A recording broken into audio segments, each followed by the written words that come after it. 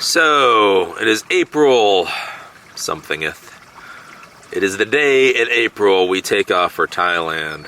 And I'm very happy to see that the snails have come out. The snails have come out. So with our whole pond, we have a whole ecosystem going on. And one of the things that we have a lot is, we have a lot of snails. But snails are like one of those weird things. Like they just kind of show up at a certain point. They come out of somewhere. I have no idea where they come out of. It's a mystery. It's a great magical mystery in life. But they just kind of pop out. And it's always good to see the snails. Because there's just something very nice about snails, I think.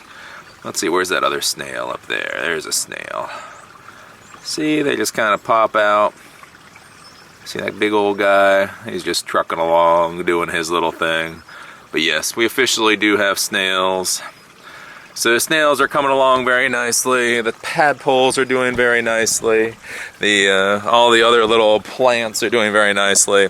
So I'll be very happy to see how the pond looks when we get back in 6 weeks. Because there's a lot of, like you don't realize it now, like you look at that and that's pretty, you just see water there, but there's actually a lot of aquatic plants in there. They're the plants that give off a lot of oxygen for the fish. And so again, they're kind of like the snails. It's a little bit weird. Like they totally disappear during the winter. Like it's like they seem like they just completely die, like completely and utterly gone.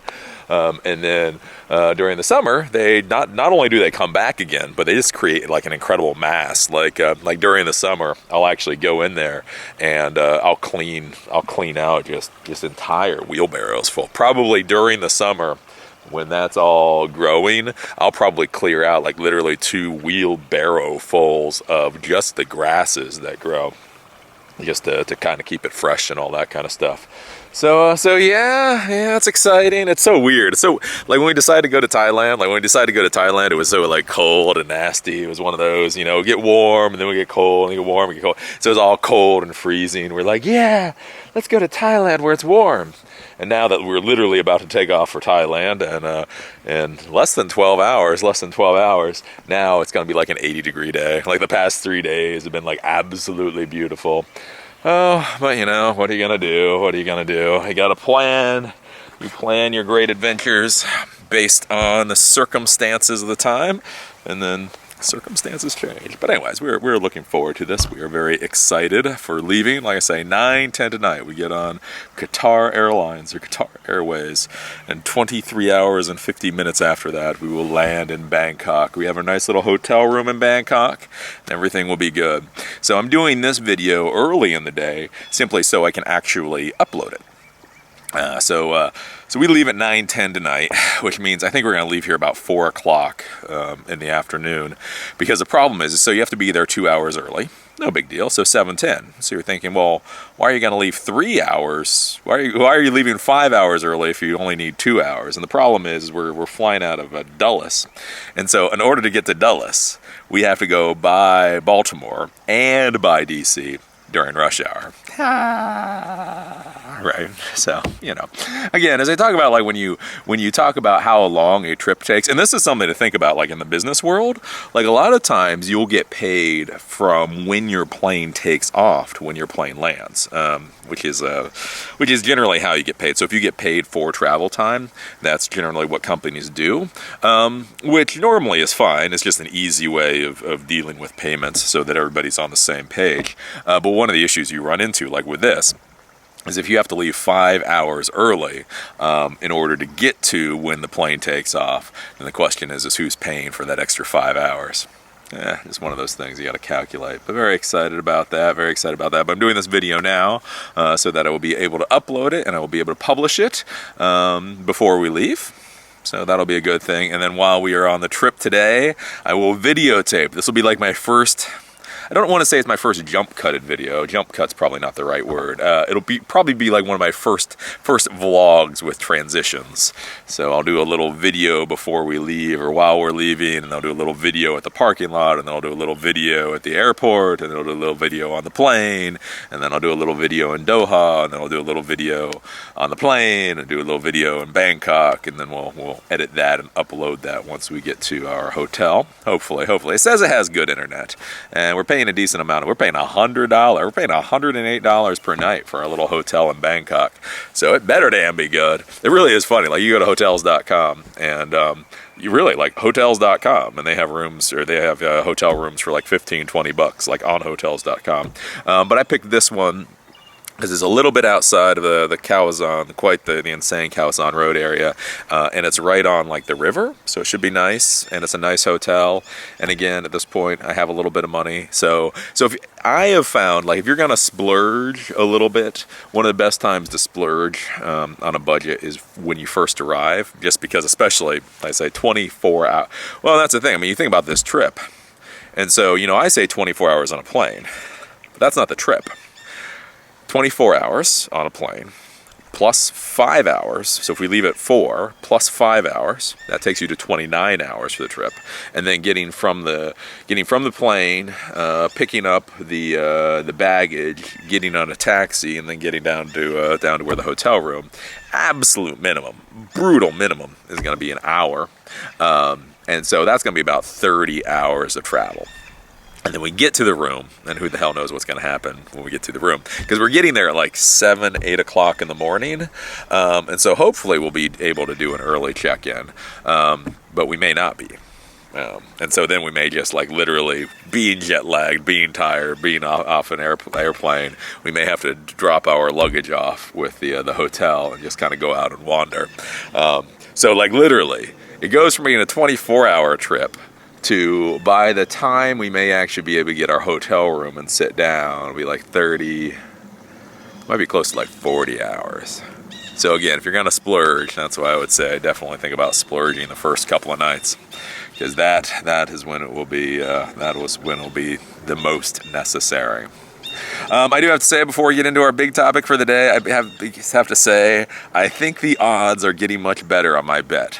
So I did a video yesterday on my bet with Louis Rossman. So Louis Rossman, he runs like this electronic repair company, basically a Mac repair company, Mac motherboard repair company out of, where is he, Brooklyn? Anyways, and then he does videos on the side, and so we've been going back and forth, and I've been telling him, like, you're gonna turn into a content creator. Like, he is so brutally, like, I am not going to be a professional content creator. I do content just as a side thing. I do content as a form of therapy. I will not be a content creator. And so I did a video yesterday saying that I have a bet with him now that I bet in 5 years, and 5 years, most of the predominant amount of his income comes from content creation. And I did a whole hour video on why I would argue that. And the funny part was he then left a comment. He left a comment, and he talked about all this stuff, of why he really wants to have like a real business, and why he wants to build, and all that kind of thing. And so he really sounded pretty strong with that argument. Sounded pretty strong, so it would sound like the odds should be against me. But then I watched his latest video, that I do believe went up after mine. And at the very end of it, it's like a 30-minute video, and at the very end of it, he admits something. He admits that he is actually now a YouTube personality. Right? Now, he's not admitting everything. He still says, you're still like, but YouTube money is only a fraction of what I make. YouTube money is only 1.48% of my gross. Though I will say, one of the things to think about, like whenever you watch videos, because this video, if you want to watch it, is his video on why he doesn't do multiple YouTube channels. But again, you've always got to think, like with money, and when people say words, something you have to think about is he talks about his gross. So his gross right now for his normal electronic repair business for the year and 4 months is like $167,000, and his gross for YouTube videos is $3,000. So again, and this is his argument. His argument is like, well, look at it, right? Look, doing these YouTube videos is only 1.48% of my gross. So obviously, it would be ridiculous to think that I really care about YouTube money. But again, he talks about gross. And so I don't know with electronic repair, but here's the thing. In the IT world, the reality is hardware is fucking expensive. Brutally expensive. Like when I had my repair shop, we would buy my credit card bill. My My credit card bill, not what I paid my employees, not my bank account. My credit card bill every month was $60,000 for all the equipment. You know, hard drives by the dozen, computers, monitors, all $60,000. My cost. And again, that's my cost, so that's before the gross, before I actually sell that out. And so one of the interesting things, and I think he's going to do the math of this at some point, is he's going to sit there and say, oh, $167,000 gross. And it's yeah, but what is the percentage of net? What is the profit percentage in doing that versus the profit percentages in YouTube? Because I'm probably going to tell you, when you do YouTube videos, it's like 99% profit. Like with most YouTube video stuff, once you buy the initial equipment, everything after that is profit. The only reason I spend money really on my YouTube channels is, again, just because I'm a geek and I like playing with stuff, and you know, I'm an American, so I buy shit, right? But like, I could honestly, right at this point in time, I could still be using the first 1080p Sony camera that I bought way back when. I bought it for $1,000. My first tripod and like my first copy of Snagit or whatever, and I could still run a tech education YouTube channel just fine. I mean, like with YouTube, even with tech education YouTube, it is like a 99% profit margin. So I think I think we're starting to slip in. I'm feeling better with my odds for winning that bet, because yeah, all always says, well, the gross of what I normally do is this, and the gross of YouTube is this. But he admitted today that he is in fact a YouTube personality. He admitted that he's growing by like 250 subscribers per day, so he's growing. And again, like I say, when you start talking about those grosses and everything gets lost in the numbers. Everything gets lost in numbers. And again, one of the points, you know, talking about this bet with Lewis and all that, is this is a funny way of, again, making you people think about numbers, making you guys and girls and Z's think about the numbers that are being presented to you, and then having you question what they actually mean. So he makes an argument that the amount of money that he makes from YouTube is essentially irrelevant. And so he says the gross I make off of electronics for the year is $167,000. The gross I make off of YouTube is $3,000. YouTube is 1.48% of the gross. So therefore it is obvious doing the math that the YouTube money is irrelevant. But again, what I want you people to be thinking about is to go, okay, well, Louis Rossmann has 50,000 subscribers, and so he's made $3,000, you know, for the year. But that's a 99% profit margin compared to the electronic repair, which has I mean, I don't know what his profit margin there is, but you know, it's not, when he says 167,000, he's not taking home 167,000. And again, with the gross there, what you have to think about is literally, I am just sitting on a chair doing YouTube videos. Like my studio for YouTube videos is, again, I've got a $1,300 setup I'm talking into, obviously. I've got my MacBook Pro, but otherwise I'm sitting here in a chair. I mean, I could sit in a park. I could sit in a cafe. I don't have to, like, you know, when he talks about the gross for electronics, he's got employees, he's got a building, he's got insurance, he's got inventory, he's got, you know, ADT security systems, he has utility bills, all that kind of stuff. And so that's where I want you people like thinking about, like, what actually makes the business sense. And again, I'm not saying that I'm right. I believe that I'm right. Of course, I think that I'm right. I wouldn't be arguing this crap if I didn't believe I was right. But I may be wrong. But that's what I want. That's what I want people to start thinking about. Because when you start looking at numbers, it's very easy to use numbers to try to manipulate arguments in such a way that it makes it seem obvious that what you are doing is, of course what you're doing is the only thing that makes sense. But again, it's all about that manipulation of numbers. It's all of that, you know, when you're looking at numbers, what does it all mean? So anyways, I think my bet, I believe my bet with Louis Rossmann, I think I want to win it. I'll take him out for a steak. It's like, okay, you can give me the $100 and then I'll take you out for a steak. But I do believe it's all about the pride. It's not about the money. It's not about the money. It's about the pride. It's about looking at somebody going, you know what?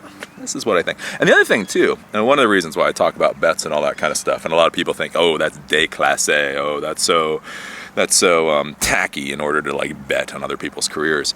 But again, one of the things you have to think about is what the modern professional gets paid for is brain power, right? What we get paid for is thinking. And so where we make the money, where we make the exponential money, where we make the stupid money, is not the day-to-day work.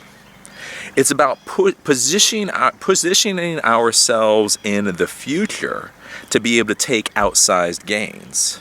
So it's about looking at the world as it is now, looking at all the circumstances, looking at all the resources, looking at the news, the Wall Street Journal, looking at how all these things are going, and then saying, you know what, if I position myself in this place, right now I may not make a lot of money, but in 5 years, that's where the gold mine is going to be.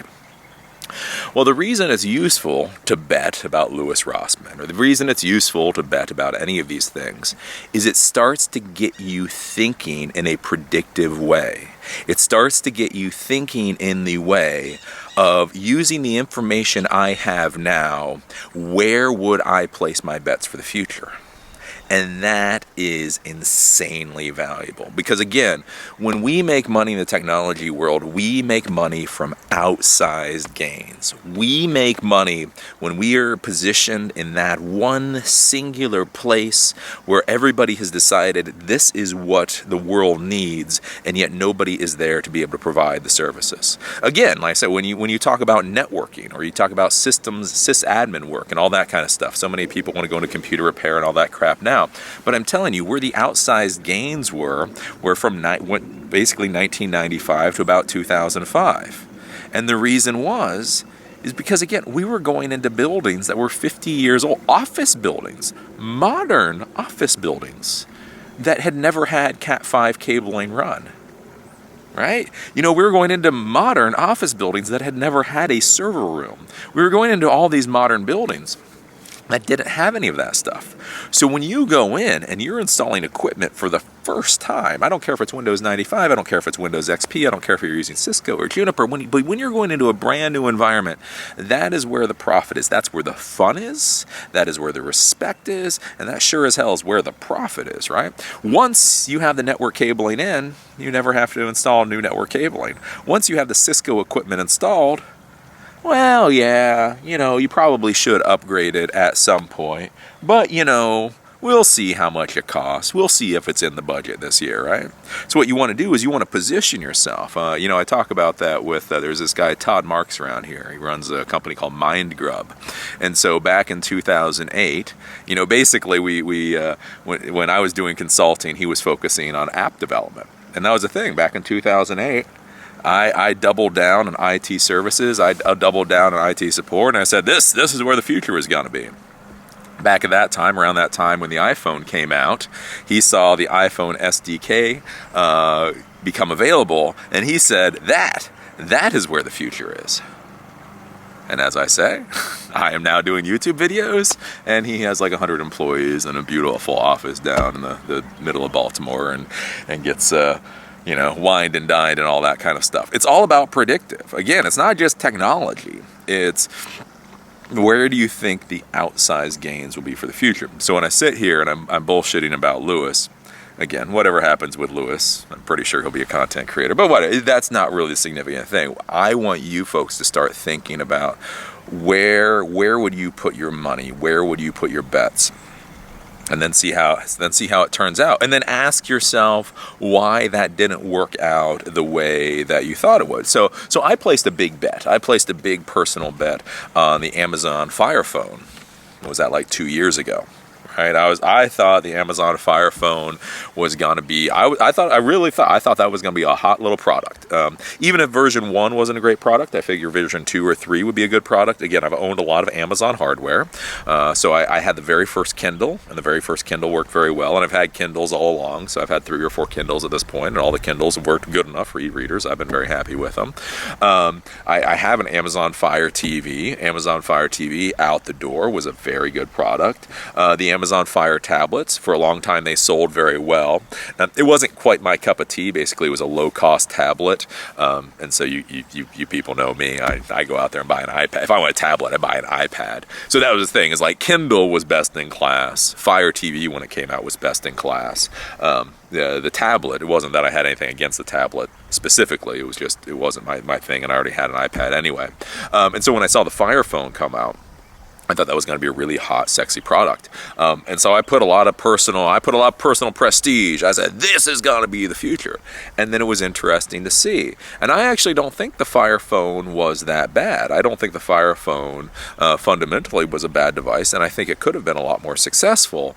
But what you could see is that Amazon was not willing to put the energy, emphasis, and resources into selling hardware. So, and this is a lesson that I learned when dealing with these companies, is you look, and the question you have to ask with some of these technology companies is, are they being successful because they're hard charging, they're going to take over the world, or are they successful because they put out a good quality product in a niche where there's no real competition? Again, like if you look at the Kindle when the Kindle came out, I had tried other e-readers. I liked the idea of e-readers, except they all sucked. Like, did any of you guys use the Sony e-reader that was out at the time? It was this LCD mess. It was just a piece of crap, right? So the idea of e-reader was already in most of our heads, and so then they come out with a good quality product. It was already in our heads. They already had a good library for it, and so it made a lot of sense. Again, when they came out with the Fire TV, you may say, "Well, Eli, there was Roku, and there was Roku, and there was Apple TV, and all that." But Apple TV sucked. I do have literally the new Apple TVs, and the new Apple TV is better than the old Apple TV, but the old Apple TV was absolutely horrible. And I do have to say, even the new Apple TV isn't that great. The only reason I really deal with the new Apple TV is because I have so much Apple content that, having something I can plug into a big screen makes sense. And so that was a thing. So Amazon moves in, and so their direct competitor would be Apple TV, because Apple not only has the product, but they also have the content. Well, here's the thing. The content is good for the Apple TV, but the product is Apple TV, which sucked. Then their other, what you would think of as competition, isn't really direct competition, because if you look at the Roku players or any of those other players, they don't own content. They are players of other people's content. So Amazon can slip on in, and they say, we have a very good, solid product that connects to this whole content platform that we've already created, and so they're able to be successful that way. With the tablet, basically, they went in there, and they were pretty successful for a while, not so successful now, because they went in as the low-cost alternative, right? So they go in, and again, it was the same thing. It was low-cost, but it was high quality, because up until Amazon put out their Fire tablets, most of the low-cost tablets were absolute garbage. So even though the Fire tablet may have been slow, maybe it wasn't the best thing in the world, it still wasn't garbage, right? So they go in and they put in a nice quality product. Well, then they come out with the phone. Well, here's the thing. When they came out with the phone, that was the first time they were really heading into direct competition. It was a flagship quality phone. So it's basically supposed to be an iPhone class phone, or, a Galaxy S5 or whatever the flagship was at that time. And the problem is when you go in and you're competing against an already established market against flagship players, you got to go in there balls out. You got to go out in there gladiator. You got to pull out all the resources and just go full stop. And then what I saw with that is, for whatever reason, Amazon just didn't. They came out with a flagship phone and then just expected people to buy it. Right? And so that was the thing. Like, when I looked at all these products that Amazon had put out in the past, I went, okay, that's got to be that has got to be a success. Again, I didn't do the math, and I didn't look of, Amazon is simply assuming everybody is going to get on board with this. And since it's already basically a saturated market, that's not the way that business is going to run. And so these are the things that you have to be thinking about, and then you learn in the future. So then you start looking at these things, and you start thinking about these things. And again, like I say, and that's why, I was giving ubiquity crap. So on the Eli Computer Guy Live channel when I went around CES. I did a little snarky video about the Ubiquiti salespeople. And again, one of the reasons I did the snarky thing, that just went horrible. That just spiraled into basically Ubiquiti's people got their panties in a bunch, and there was actually a thread on the Ubiquiti forum, like Ubiquiti's official forum, that looked worse than Reddit. Like I have been roasted on Reddit, and it looked better than what was on Ubiquiti's forum. But the interesting part there is because one of the things I called them out for is they had this booth at CES that basically they were just twiddling their thumbs. I went to the booth, went there, basically got ignored at the booth. It was an empty booth. I got ignored at the booth. The two people working in the booth were more than happy just talking to themselves. And again, that's where it gets into my head. It's like, okay, well, they may have a great quality product. They may have a good thing. But they grew very quickly. They got up to like 500 million or whatever in sales per year. But then they kind of plateaued. And even though they may have a good quality product, the question is how are their sales doing? And since they're a public company, remember, people invest in companies not for what their current worth is, but because of how much they'll be worth in the future. And so if Ubiquiti doesn't believe that they should care about sales, if Ubiquiti doesn't believe that if you don't know what their product is from the get-go, that they should deal with you, how successful are they going to be in the future? How do you go from 500 million to $1 billion? How do you go from $1 billion to $2 billion? How do you go from $2 billion to $10 billion if you're locked into this mindset? And so that's where I say it's good to start doing this predictive stuff, and then you can start figuring things out. And especially as like a technology professional, why this is really important is because unfortunately sometimes companies go out of business or they stop providing support before your refresh cycle is over. So especially with networking equipment, like with Ubiquiti, when you buy networking equipment, it should last you about 5 years, right? So the problem is what happens if you start deploying all this equipment and then the company goes downhill? That can be a real problem, or it gets bought by another company. I saw that with with the Air Force. What was it called? Was it not Iron Mountain? There was this virtualization software that I really liked. So I was looking at starting to deploy it for my clients. There was some really good virtualization software back in like 2008, 2009 timeframe. Just solid, great, cool. It worked really well. And the Air Force, I think it was the Air Force, had decided that they were going to use this as like the core of one of their data centers. And so they had already bought like 4,000 or 5,000 licenses for this stuff where they were building it out. Then all of a sudden Oracle comes in. It buys this virtualization company and then literally stops selling licenses. Licenses just stop. And Air Force just be screwed. They were halfway through this massive rollout that they had just planned on, right? You know, we'll buy 1,000 licenses now, we'll buy 1,000 licenses next month, we'll buy 1,000 licenses as we go. And then all of a sudden they're just told, nope, no more licenses are going to be sold.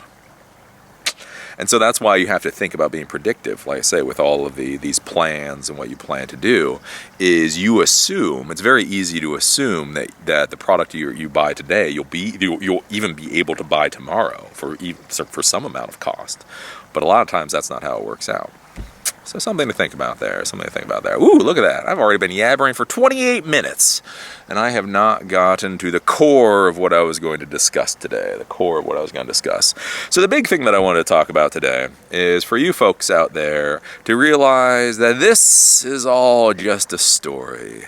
I am simply a modern bard wandering through this huge world, talking about the things that I see. And so this is something important to understand with a lot of people out there, is they don't really grasp what I'm doing. And I saw this a lot back on my main Eli the Computer Guy channel. I've dealt with this on my channels different times. And basically people take things that I say way too personally. And so I would like to just sit here and talk about this for a moment so everybody out there understands what is actually going on when I talk into this camera, right? So my world is much bigger than the world that you may realize. One of the issues that we run into in life is that we think everybody's lives fits into our perspective of them. So when we look at somebody and we see what they present to the world, we believe that is what they are, that is who they are. And so for me, talking to you folks, I present you this nice little 4:6 aspect ratio. And so it's very easy to think that what I am presenting to you is reality, when in reality it is not. I play a character on TV. I'm not an Eli, but I play one on YouTube. So one of the first things that anybody watching these videos should understand is everything that I present to you in these videos is a characterization. I am trying to tell a story. Again, I am on YouTube. I make my money from YouTube right now, predominantly from my other channels, hopefully from this channel shortly. But the thing is, when people come to YouTube, they're not looking for truth. They're looking for truthiness. Again, not necessarily transparency, but honesty. It's about lessons, not facts. It's about takeaways. And so when I present content to the people watching, what you have to realize is everything is a characterization. Everything is a metaphor. Everything is an analogy. It's taking a lot of real world concepts and mushing them together into something that makes a coherent bit of sense. So I used to get into an argument about this with my wife a long time ago in a galaxy far, far away. And I used to talk about my wife every once in a while, and she would just lose her damn mind. She was just not happy. All right, I can't believe you said that, Eli. I'm like, what? And then one point, like I had said something, and then I come out of my little room, and then she's just sitting there making lunch or whatever, and doesn't say anything to me. I'm like, oh boy, I'm gonna get a screaming at right now. Oh, what am I gonna hear? And then she looked at me. She said, no, I don't care anymore. I don't care anymore. And I said, what? Why is that? What do you mean you don't care? And she said, because I realize you're not actually talking about me.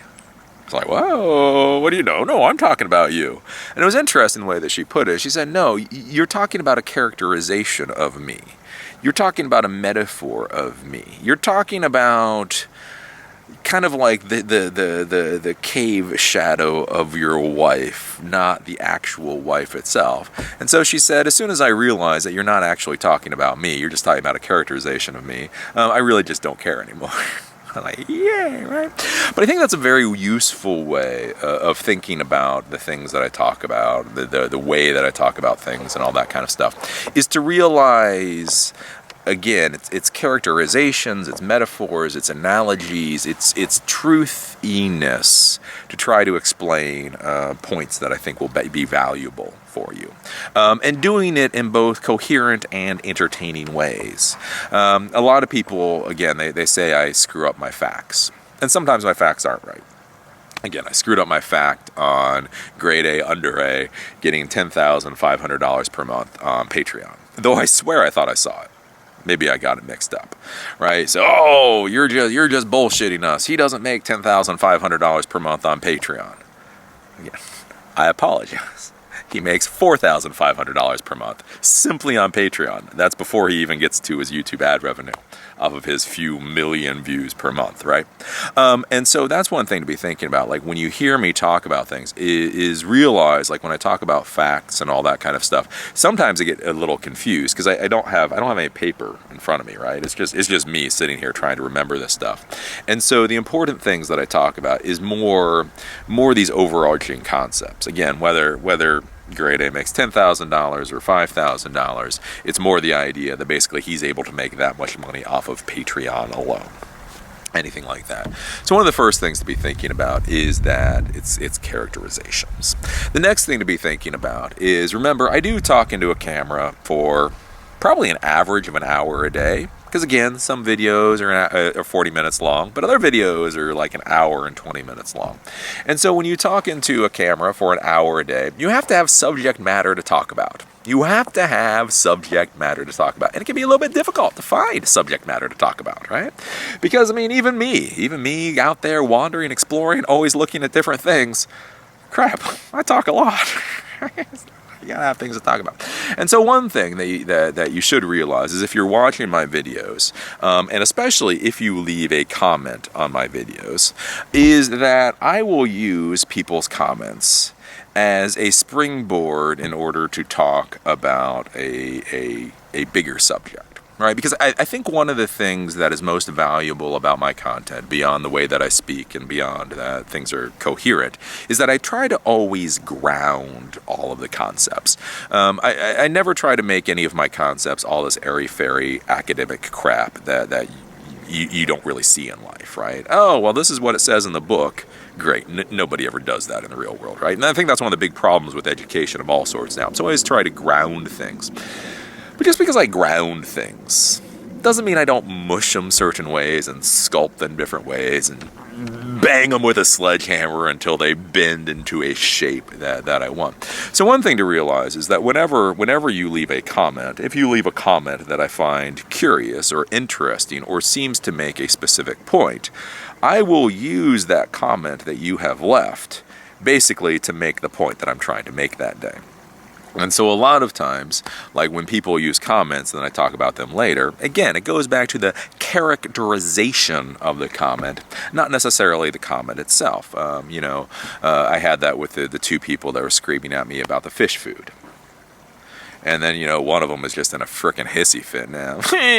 Eli has an ego. Eli's ego is too big, right? But another one was talking about it, and he was saying that, whatever. And basically what I was trying to say with that particular set of videos is it's more the question of, where do you do this type of thing in life? Right? So if I talk about a comment that somebody has left on YouTube, it is there for everybody to watch. And they understand the context. It's a lot easier. It's a nice thing with like YouTube videos is you can see a lot of the context of things. So you can actually watch the video itself, and then you can see the comments, and then you can see how I respond to the comments, and then you can see the video where I respond to the comments. And it's pretty easy. I mean, if you want to spend the time, you can see what's going on. And so it's an easy way to tell a story. It's an easy way to explain concepts. So like with that, this one person said, and he literally did. He said, I am feeding the fish too much. They will be dead when I get back. And that was a perfect example of a way that a lot of people argument in a very melodramatic, a very apocalyptic way that I think ends up losing you the argument. And so it was a very good way to grab it. Now, of course, when I'm sitting here, I'm talking into a video for an hour at a time. I got to mold it. I got to push it. I got to take a sledgehammer and beat it into condition because I'm using the characterization of that comment to try to explain that larger point. And again, also to make you folks think about, is this the best way of doing things? So that one person, he said, I hope I'm not going to get banned or whatever from this channel. And I was like, no, you're not going to get banned. The other jackass might get banned. So he starts talking about, Eli's ego is too big. It's like, well, if my ego is too big, you don't need to be here. But anyways, with this person, it was like, no, look, you're not going to get banned from this channel as long as you don't make it personal. What I'm trying to say to you, what I'm trying to explain to this, is you left a comment stating that what I was doing was literally going to kill all my fish. By the time I get back from Thailand, all of my fish are going to be dead. And so what I'm trying to say here is, do you honestly believe that was the best way to present the information? Yes, I may have taken it a bit out of context. I may have pushed it, I may have pulled it. But the question is do you feel comfortable with the words that you left? And that's a big thing that I want people to think about here. So what is it? So I've got the characterization here. I've got that. And then also, the final thing to be thinking about whenever you watch these videos is, again, I do have to be entertaining. And again, people like melodrama as entertainment, right? And as I talk about a lot. I try not to exaggerate. I genuinely try not to lie. Again, I screw up grade A's fucking Patreon thing every once in a while. But I try not to lie, and I genuinely try not to exaggerate. I believe exaggeration is a lie.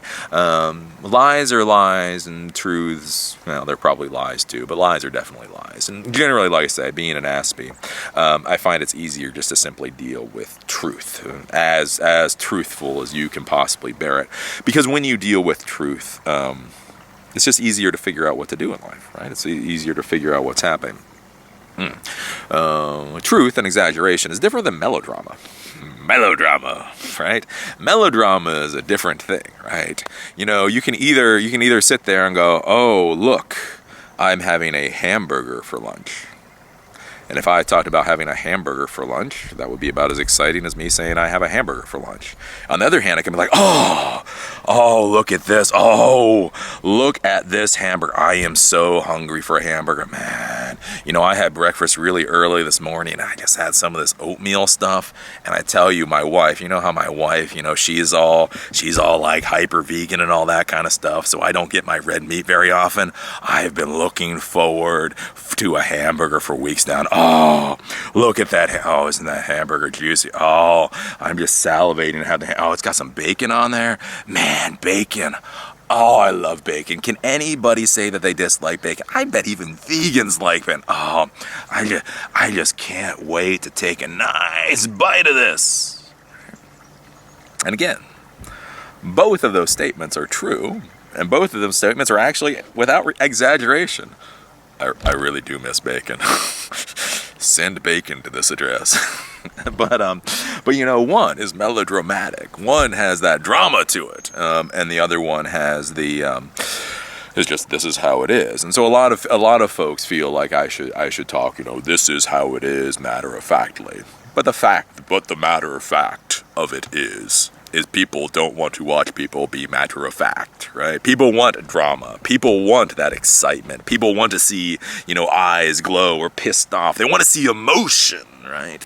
And so one of the issues that you run into with some people, especially when I talk about comments or whatever, all that kind of stuff, is a lot of times they transfer the emotion about the comment, and they transfer the emotion about the concept that I'm explaining to themselves. You know, it's not about the comment, it is about them. Eli is not laughing about the comment. Eli is not being derisive about the comment. Eli isn't talking about how this comment is the stupidest damn thing he has heard in such a long time. He's talking about that I'm stupid.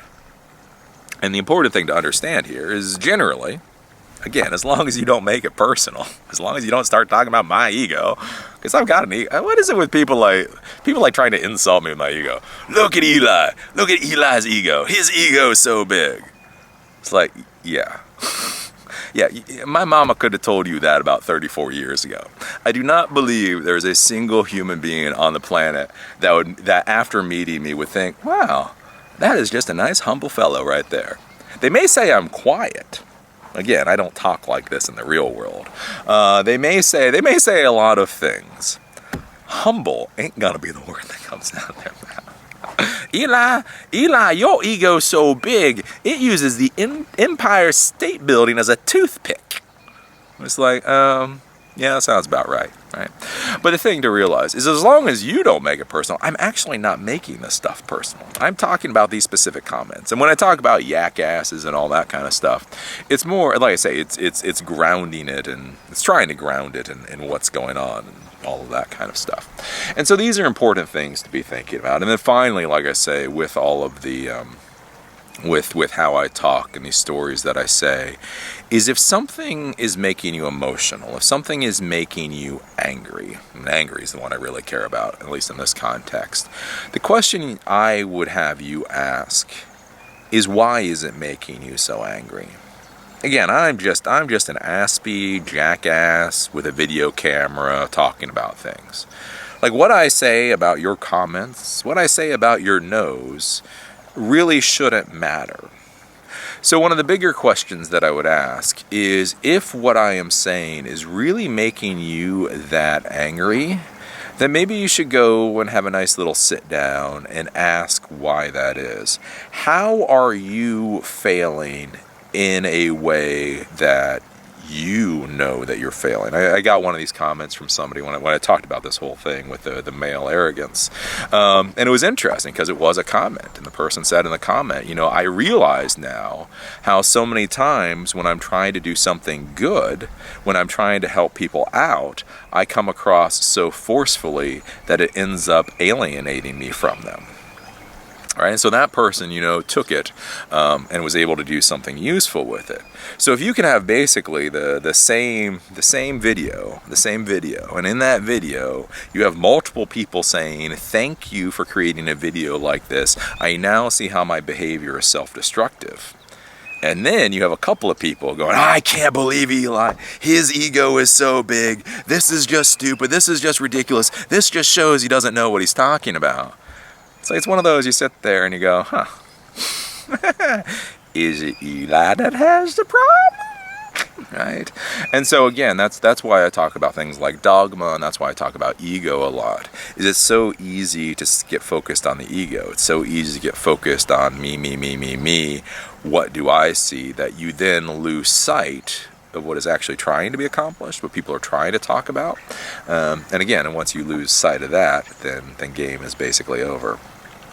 So that would be my thought. I am just telling a story. You know, people ask me why I do what it is that I do. And as I always say, I'm just listening to the colors, man. I'm just going where the colors tell me to go. They whisper in my ear and I just follow them. And I know that sounds ridiculous, but again, I don't understand. I really don't. I look into my eyes when I say that. I have no idea what the hell most of humanity is doing. And I don't mean that to be snarky, and I don't mean that to be arrogant, and I don't mean that to be egotistical. Hell, I would take the fucking pill. You give me a pill so that I understand what the hell you people are doing. I'll be more than happy to take that pill. But for me, I have wandered around all of my life. And again, as I say, life is relatively easy. The only time life wasn't relatively easy for me was when I believed what everybody else was saying and I was stressing myself out. Like, I'm one of those people that I can look at my life, and the places generally where my life was bad was where I was stressing myself out. I was thinking, I'm not normal, I'm not going to be successful, blah, blah, blah, blah, blah. At the same point, I was racking up all these successes, and I was racking up all this stuff for the resume, but I felt that I wasn't doing anything, right? Again, and that's really the only time that I've really had, really been down on myself. Other than, admittedly, when my wife had cancer twice, that really sucked, but that's its own story. Generally in life, generally in my adult life, and then points that my wife hasn't had cancer. The only times I've gotten down on myself was simply that. And so the thing is, it's funny, I talk about being Buddhist, and I really do follow the monster. The monster tells me to go, and I go, because it's the monster. And I'm not, right? And so whatever I'm doing in life seems to be rather successful, seems to be getting me along to the places that I need to go. But one of the issues with it is essentially how to be useful for society and how to make money, right? And so what I found doing these YouTube videos is basically by doing these YouTube videos, I'm able to go out and I'm able to explore and I'm able to play and I'm able to do what all the colors tell me to do. And then I can just sit here and come back and yabber into a video camera and explain the lessons I've learned. And so when you really ask, what am I doing? Because it's so funny. Again, like I say, with that whole ego thing and arrogance thing and all that kind of stuff, I don't care. I don't give two shits what you do. If I become a vegan and you want to go paleo, I don't care. If you want to go have sex with sheep, I feel a little bad for the sheep. I don't really care. If you want to be polygamist, I don't care. When I do these videos, basically what you have to understand is I am telling you a story. I am telling you about lessons learned. I'm telling you about characterizations. I'm trying to a metaphor for existence as I wander through it. I don't care if you are smart. I don't care if you are stupid. I don't care if you believe me. I don't care if you think I'm an idiot. The only reason that I even care about the personal attacks, honestly, truly, the only reason that I care about the personal attacks on the YouTube channel is simply because I've seen how it goes spiraling into just hell, right? Because on YouTube, it's one of those things where especially how people communicate back and forth and how you get notifications. So if one person says something horrible about another person, then that person will respond, and then that person will respond, and then a friend of one of the people's will jump in, and then a friend of the other person's will jump in, and then it just goes into just this hellish nastiness, and then it keeps spawning that hate, it keeps spawning that anger. And so since I do try I'm not great with it. I do try to respond to comments and all that kind of stuff. Once it spirals into that just hellish thing, then it's just not worth dealing with. So basically, that's why I clear up the contents. That's the comments. That's why I go into the comments and I block people and I delete people. Not particularly because it's that ego that bothers me. It's just because it makes it functionally unuseful. If you watch my old Eli the Computer Guy videos, I used to talk about this 3 or 4 years ago, where I used to have a 100% tolerance policy on comments. I never blocked anything. Like 3 or 4 or however many years ago it was, I did not block anything at all because I believed not really free speech. But again, whenever you have the power to block something, you always have to be careful. Power corrupts, as they say. And so I didn't really want to deal with that. Well, the issue is again, once you get to a certain level, all the nasty trolls come on. And so the problem is at that point, again, YouTube, and aren't you being a good little Jew? Again, I'm not Jewish. I'm just not Jewish. Nothing against Jews, nothing for Jews. I'm just not Jewish, right? So you get all these people in there. And so it's like, okay, at a certain point, you start getting so many comments. It's like those people just need to go away. Because again, it spirals. When it's just pure hate, when people literally leave comments, aren't you just a good fucking Jew? There's like, what the fuck, dude? I'm teaching you how to like install switches. Even if I was Jewish, what the hell does that have to do with anything, right?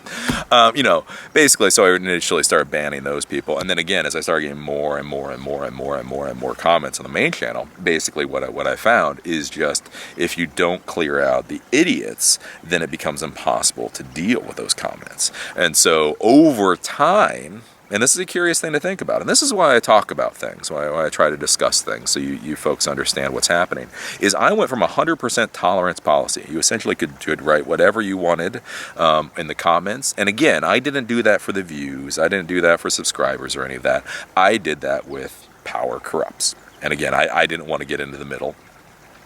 I then evolved to, okay, well, some people are just trash. So the obvious trash needs to go away.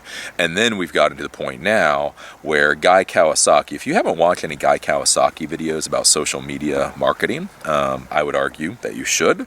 He does very good videos. The only problem you'll find with his videos is basically he gets taped essentially doing the same speech 1,000 different times. Like every speech, he always does like an hour to an hour and a half presentation, and they're all basically the same with a little bit of difference. But one of the big things that he talks about is that for his social media marketing for YouTube channels or anything like that, he basically considers the comment section to be his living room. So he has created this channel, or he has created a page or profile or whatever else. You are coming to that page or profile or channel, and then once you're there, all he asks is that you conform to if it was his living room. As in, if you are a Republican and he's a Democrat, he doesn't care. Okay, fine, we can have a discussion about that. If you're a Catholic and he's a Buddhist or whatever, you can have a discussion about that. Art, whether Renoir or, I don't know, Andy Warhol is the best. You can have a discussion about that. That's fun, that's interesting, that's back and forth. But he said basically the way he looks at it is if you start putting your muddy shoes on top of his coffee table, or if you start breaking things, then you gotta go. So basically that's where people start making an ass of themselves in the party. And so that's where I've gone to with the whole comment stream is basically just eliminating all the jackasses. Again, you get used to seeing people's names and all that kind of stuff, and then after a while you just realize the people that are complete assholes. It's like you have a nice little cocktail party where everybody's expected to come and have 1 or 2 drinks and eat some canapes or whatever, and this one person always comes in, drinks a 6-pack of beer, and there's going to be a brawl at the end of it. At a certain point, it's like, hey, but I'm a friend of yours, right? Well, yes. And everybody's here drinking, right? Well, yes. And everybody's eating food, right? Yes. And everybody's discussing things, having arguments, right? Yeah. So you can't kick me out. No, I'm about to call the police. No, I can't kick you out. It is my living room. At this point, you're acting like an asshole. You gotta go.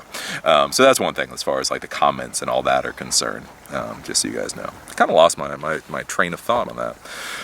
But yeah, essentially, I try not to block people. Again, like I say, as long as you don't get personal about me or other people and just get that vitriol, that just nastiness. And the thing that I feel bad with the people that get all that vitriol and nastiness is what I don't think that they see is that it's such a common pattern with failures, right? Because again, if you leave a comment for me, right, and then I do a video, and you feel like I'm snarking you on that video, there's three ways that you can deal with that. There's three ways that you can deal with it. One way is that you can ignore the video. You can think, well, Eli's hungover, or Eli hasn't gotten laid in a while, or Eli's just being an asshole today. And you can just leave it, right? And if you just leave it, then you may have a few feelings about me, but I don't really have any more feelings about you, and, give it a week and everything is water under the bridge, right? Realistically. You just let it go. And again, I don't know what it is anymore. Nobody can just fucking let anything go anymore. Again, my job is being a YouTube content. Well, why don't you let it go? Because I'm a content creator. I make money about talking about shit. I need shit to talk about. But anyways, nobody can let it go. So the first thing you can do is just let it go. If I say something that you find offensive and horrible or whatever else, you can just let it go. And then again, like I say, in a week or two or whatever, it can be water under the bridge. Or 6 months. 6 months, it can be water under the bridge. The next thing you can do is, you think I take something the wrong way, and then you can come back, and it's that whole buying the other person a beer thing. Hey, I don't want to get into a fight, right? There's two ways that you can walk out of a fight. The one way everybody thinks about is you can try to punch the other guy out. The other way is just to buy him another beer, pat him on the back, and walk out the door. And again, at the end of the day, is $4 for a pint of beer worth the chance that you're not going to win the fight?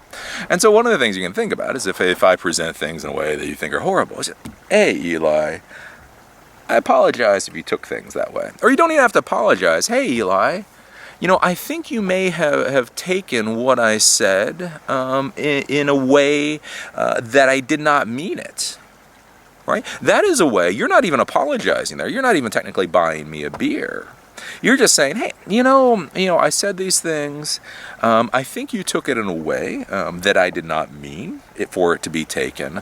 And so I just wanted to clear that up.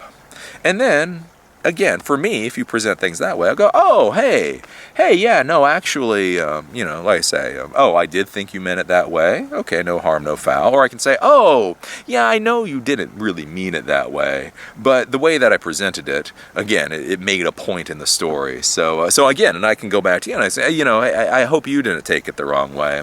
I was just using you as a characterization. And let it go. And again, that way, everybody's basically on the same page. Everybody's happy. So there's three ways of dealing with it. One, you let it go. And maybe it takes a little while, but everybody gets over it. Two, you confront it. Confront isn't quite the right word. But you do it in an equitable way. Hey, I think you misunderstood the point that I was trying to make. And then again, we can have a discussion back and forth. And if you do it that way, we could even have a better relationship at that point, right? Because again, the people with the fish, right? If you tell me my fish are all going to die, okay, you're going to get blown off. And then I do a video. And then you come back and you say, hey, I didn't really mean to be so extreme with what I was saying. I was just going to say that I use this particular filter in order to clean my pond. I've seen you've got a lot of green stuff in the pond. I would suggest if you go to Amazon, you can pick one up for $400. And then think about it. Then I can be like, wow, crap, my pond is green. Now, no, I'm not worried about my fish dying of bacterial disease, but my pond is pretty green. And you're saying you've had success with that pump? Person goes, yeah, no. I put a pump like that in the pond that I have. Man, that thing was cleared up in like a week. I'm telling you, buy one of those pumps. Dude, I am so grateful for you. I am so grateful you gave me that information. I'm going to go look on Amazon. I'm going to see about buying one of those pumps. Right? And that way, you take a bad situation, and then you turn it around, and you actually come out as a hero. You come out as a superhero. I am now grateful to you. You are now in the ranks of Louis Rossman to me, and Nullset, and Big Nate 84, and Kyle Morgan. You're one of those people, the chosen people in Eli's world. Or you can do what most assholes do. You can say something that comes off as vaguely rude. I can use it as a characterization in my video, because that's what I'm going to do, right? I get paid to talk an hour a day. That's what I'm going to do. And then you can come back and you can start telling me what a colossal asshole I am. Look at that colossal asshole. He can't find his ass with two hands. His ego is so big. He can't deal with Chris. Blah, blah, blah, blah, blah, blah, blah, blah. And now you took a situation and turned it to a place where I have no time or energy. And again, how this works in the professional world. So I bring up Craig Chamberlain every once in a while. And I actually like Craig. Craig Chamberlain is a fine but he does PC Tech Help. I think the YouTube channel is called PC Tech Help. But if you go and take a look at Craig Chamberlain, he does fine stuff. Again, I am actually surprised he's not more successful on YouTube than he is. Genuinely. Right? But that was a thing. Like, so we were doing a lot of stuff way back in the day. I had even contracted with him in order to write content.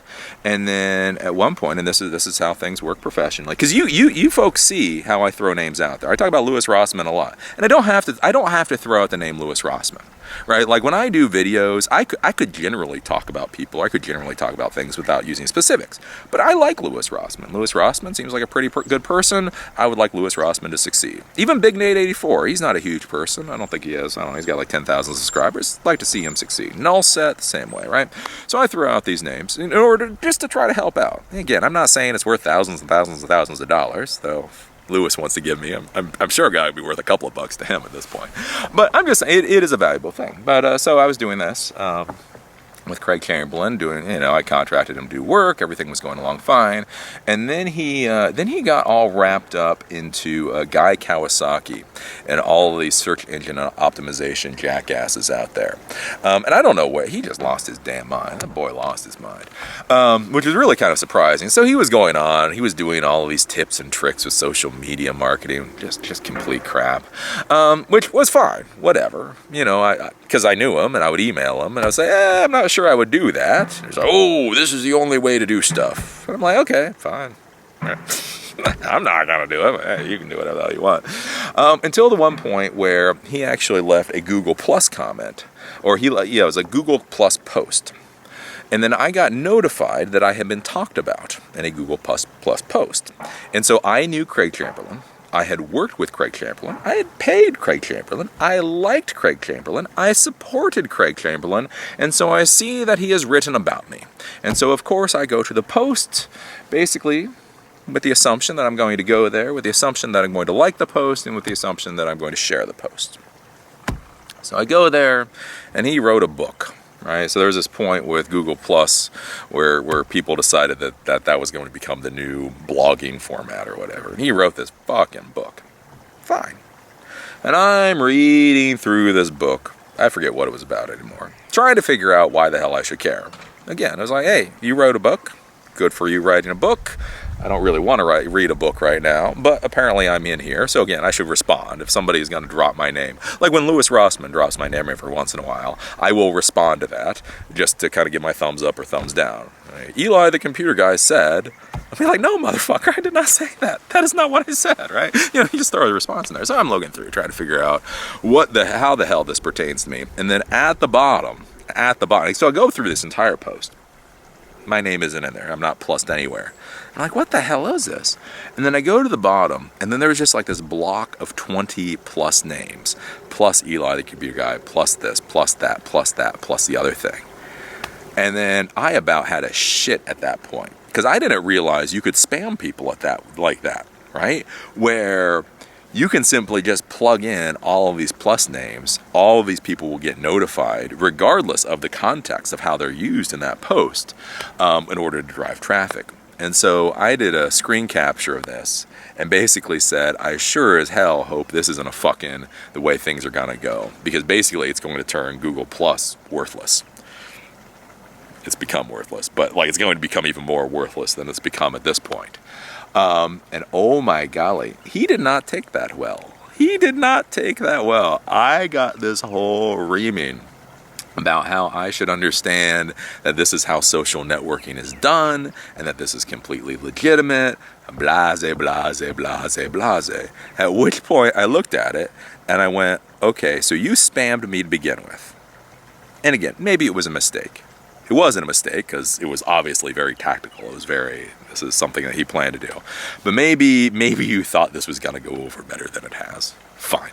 I can forgive you that. I can shrug that off as, hey, look, this is an experiment. Again, I talk about experiments. So a smart person learns from their mistakes. A wise person learns from the mistakes of others. So even if he did this, I get spammed once, I'm not going to get too pissed off because, hey, this is a mistake of others. I can use this as an example of what to do, not to do. And so I expected an apology. I expected, hey, man, sorry, yeah, I won't do it again. Instead, I got this lambasting. What I need to understand, this is how social network marketing is done, blah, blah, blah, blah, blah, blah. And then I sat there and I looked at it. And again, this is somebody that I paid. This is somebody I contracted work out to. And this is somebody I hit the block button on. All the way up into that port, I supported him as much as I possibly could. And then you get that crap. Block. Google Plus, block. Twitter, block. Facebook, block. YouTube, block. Gone. Email, spam bin. Because I'm just not going to deal with this crap. Right? Then like 2 months later, he sent me an email apology. Deleted. I probably did not handle that properly. No, he did not. Delete.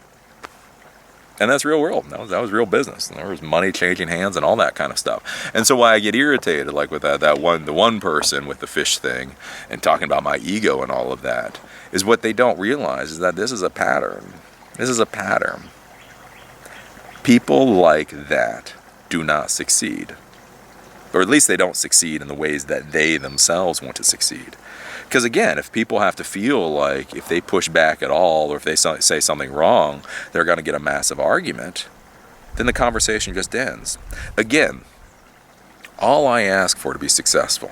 Here's the deal. You know what? You want to know how to be successful? Again, like one of the little tips and tricks.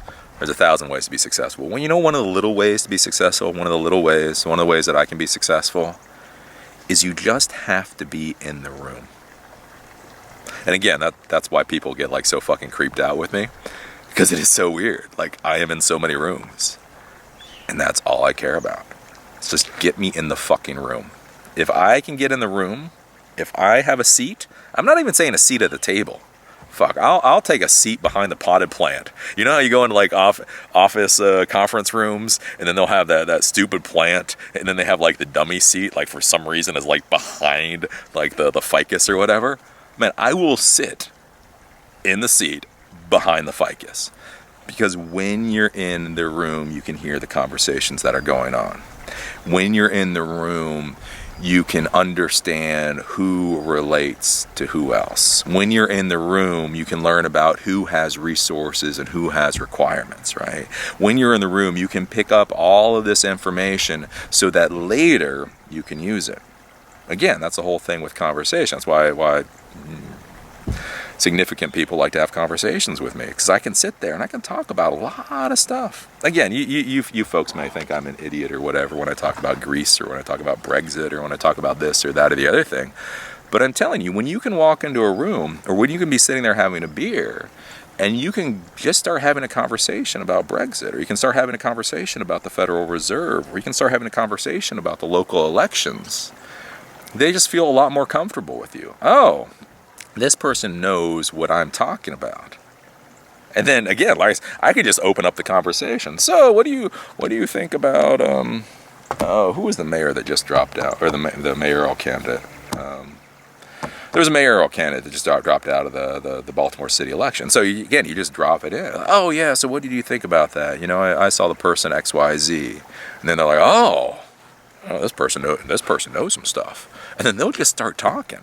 And they will just talk and you just sit there, you just sip your sparkling water, your beer, whatever else, and you just keep your mouth shut, and then they will tell you a book. They'll give you a book of information.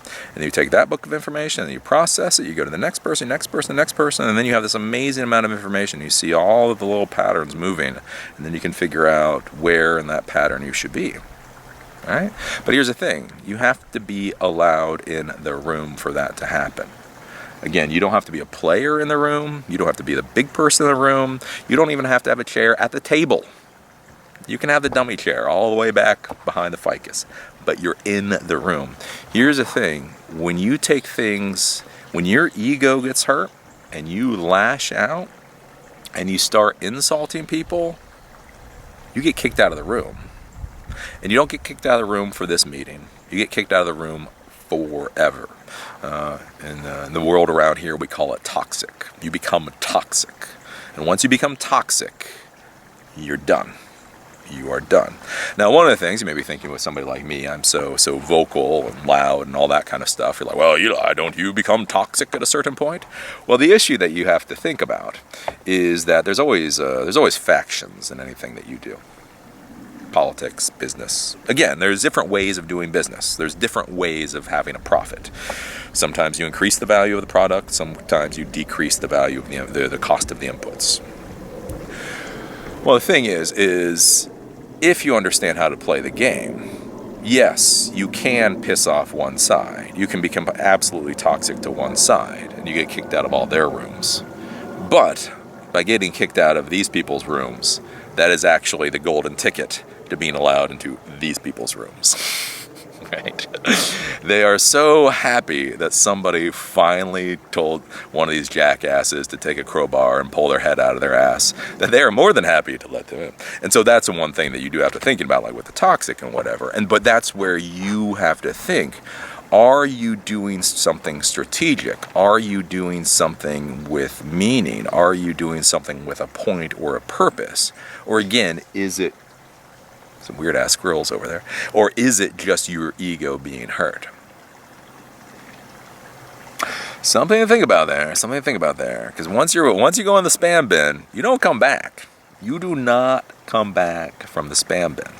And these people that just get so emotionally invested and so angry and their egos get hurt, you go in the spam bin, and then you just don't understand why you just can't be successful. Why don't people return my emails? Why does nobody ever come to me? Oh, Eli's talking about how it's so easy to be successful in the world, but he just doesn't understand. He just doesn't understand that not everybody's life is like his. It's like, yeah.